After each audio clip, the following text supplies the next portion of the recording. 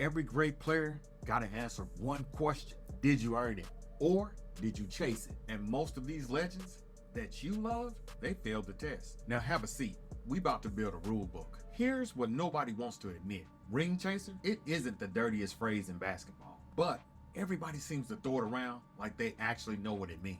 They don't. Y'all just yell it at whoever you don't like. So today, I'm gonna fix that. I'm gonna give you the official rule book. 5 rules and 5 questions. You ask about any superstar that's switching teams. And at the end, I guarantee you the answer will be black and white. There will be no more arguing in the comments without facts. You're gonna have to have receipts, because here's the truth. There's a difference between a man who goes to win and a man who goes to cheat to climb up that ladder. And by the end of this video, you'll never confuse the two again. So here's the case. I'm gonna take 3 names that everyone knows and causes conflict when you bring it up. Kevin Durant, LeBron James, and now it's getting ready to be Giannis. And I'm gonna run all 3 through the same 5 rules. There will be no bias, no favorites. And what you're gonna find is this. Ring chasing, it isn't about leaving. It's really about how you leave and where you land. 2 men can walk out the same door. One's gonna be a competitor and the other one's gonna be a coward. Say it with me. It's about the degree of difficulty. Now let's build.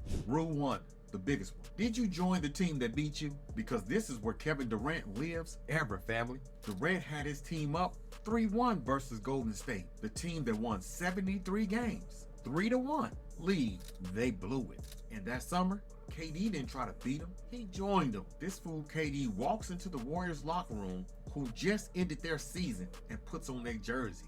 That is an automatic flag. Rule 1, violated. No debate. Because you don't get to lose to the final boss and then go be a sidekick to the final boss. We've already branded Kevin Durant a ring chaser for life. And he been big mad ever since. Defending himself on burner accounts, arguing with teenagers, keyboard warrior of the NBA. He got that Katy Perry energy, trying to convince the world that he tough while sneaking around on fence stuff. LeBron, he never joined a team that beat him in a series like that. Giannis, never. So right out the gate, rule 1 separates KD from the other 2. Now hold that. Now don't you dare type no KD won though, because I know he won. 2 rings, 2 final MVPs, but I need you to ask yourself one thing. Did winning that way actually make you respect him more, or did it slap an asterisk in your brain that you cannot erase? Exactly. Now hold that feeling, because I got 4 rules left. Rule number 2. How old were you? And did your team fail you first? Because context, it does matter, fam. A grown man in his prime leaving, it's different from a kid who's gotten let down. And this is LeBron's defense, the decision. He took his talent to South Beach, and the Cleveland burnt his jerseys in the streets. And Dan Gilbert wrote a whole bitter letter in the Cosmic Sands. While it was ugly, but I will never fully blame LeBron. You want to know why? Because the man was 25. LeBron dragged a roster of role players, Mo Williams as your second best guy, to the finals by himself? Cleveland, they never surrounded LeBron with anything. So a 25-year-old failed by his front office. Goes to win? I can live with that. That's called mitigating circumstances. Rule 2 gives LeBron a pass that KD will never get, because KD was a grown vet on a contender. That's a different crime. And remember, LeBron did come home. He did win that title that he promised Cleveland. Down 3-1 to the same 73-team win monster. Redemption. And that's why this move ages better than Kevin Durant's. He paid the city back. Write that down. Rule number 3.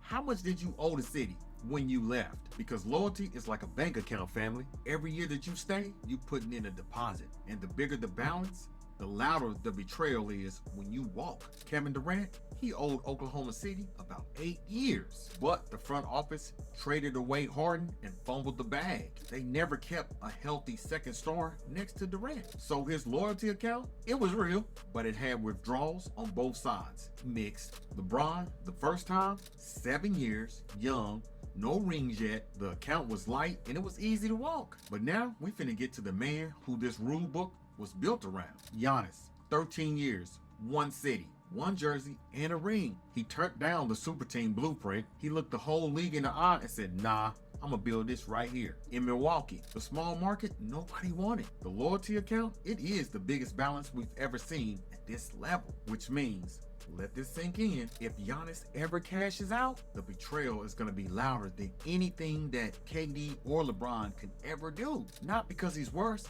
it's because he has more equity to stay. The higher you build this statue, the louder it breaks. So I don't want you to peep the pattern. Kevin Durant had a grievance. LeBron was young and failed. And both of these guys have a built-in excuse. Giannis ain't got one. No youth, no bad front office, not even scorned. The city worships him, which is exactly why the last 2 rules will decide his whole legacy. Now stay locked in with your boy. Rule number 4, the big one. When you leave, do you pick the gauntlet or the cakewalk? Because this is what separates a competitor from a coward. And let's do the 2 doors that every superstar like Giannis stares at. The Boston Celtics or the Miami Heat. They ain't the same move, not even close. Boston, I can respect. That's the gauntlet. You walking into the most decorated franchise in sports. 18 banners breathing down your neck. And a fan base that don't give a shit about your feelings. They only care about the next ship. The pressure that's in that building crush a normal man. And that's why it would be legendary. You go to Boston and you have to say, put the franchise on my back. In the toughest market, the highest expectation and deliver, that's chasing the hard road mentally. You don't call that ring chasing. We call that being competitive because of the mental anguish that you're gonna have to deal with to be in Boston. But Miami is a cakewalk in flip-flops. With Pat Riley's pre-built machine, no palm trees, no state taxes, a roster already cooked and waiting. You're not going there for a challenge.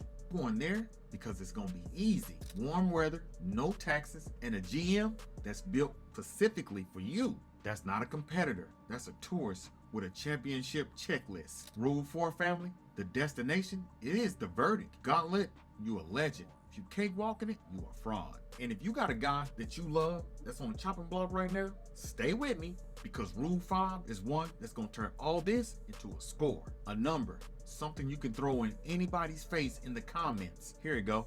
Rule 5, the tiebreaker. Does the move betray the story that you sold us? Because this is where it gets personal. KD and LeBron, they were already super team guys in our minds. So when they stacked the deck, it fit the story. No shock here. Giannis sold us the opposite story. He was the last holdout. The proof that you could do it the right way. Small market, loyalty, build your own. He was the answer to every KD LeBron argument that we've ever had. So if Giannis ever runs to Miami, the easy weather and the built roster, he don't just chase a ring. He burns his own story to the ground. For every I'm staying in Milwaukee interview he gives becomes a clip that we gonna replay and laugh at. That's why Giannis' cakewalk would be the biggest ring chase in NBA history. Worse than KD joining the team that beat him. Worse than the decision because he had the most to lose and the cleanest to protect. Boston, he's a hero. Miami, he's a fraud. Who lied to us? It's that simple. Tell me where I'm wrong. Now let me be fair, because some of y'all are already typing. Game time.